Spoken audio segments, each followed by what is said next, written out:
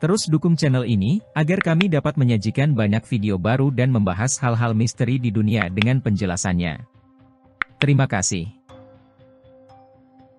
Pernahkah Anda mendengar kisah Stanley Maya, seorang penemu energi alternatif asal Amerika Serikat, yang berhasil menciptakan teknologi bahan bakar alternatif berbasis air?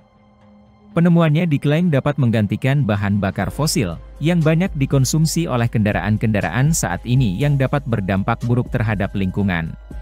Di tahun 1996, Stanley Maya mempresentasikan teknologinya di hadapan sejumlah ilmuwan dan perwakilan pemerintah, di kota Brussels, Belgia.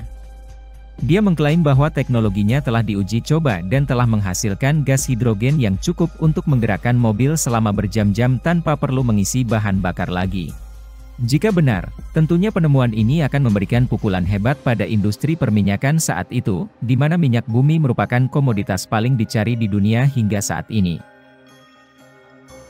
Konon akibat perbuatannya, Stanley Maya diincar untuk dibunuh. Hal itu terjadi akibat penemuannya yang akan mengancam industri perminyakan dunia saat itu. Dan pada tanggal 20 Maret 1998, Stanley Maya meninggal secara misterius di sebuah restoran di Grove City, Ohio.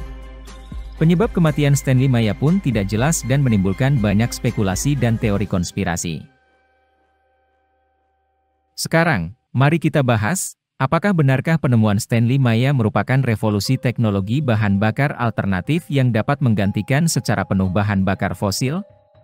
Dan apakah keanehan kematiannya terjadi akibat dari penemuan revolusionernya?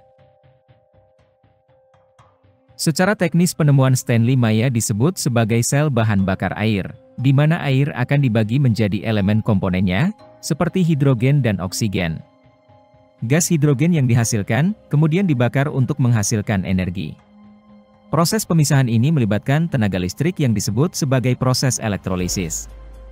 Klaim Stanley Maya adalah, penemuannya membutuhkan lebih sedikit energi dalam proses elektrolisis tersebut. Namun hal ini ditolak oleh beberapa jurnal akademik. Klaim Stanley Maya atas penemuannya disebut sebagai ilmu semu.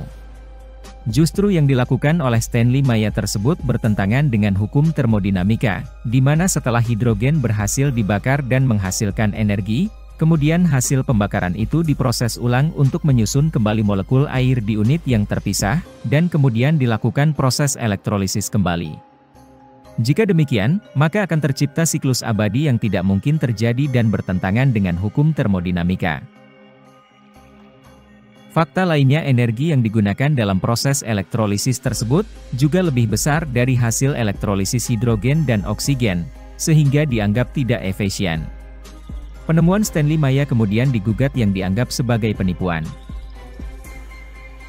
Terkait rumor kematian Stanley Maya yang misterius tersebut juga diragukan. Beberapa hasil penyelidikan proses kematian Stanley Maya, dikarenakan tekanan darah tinggi dan dia meninggal karena aneurisma otak.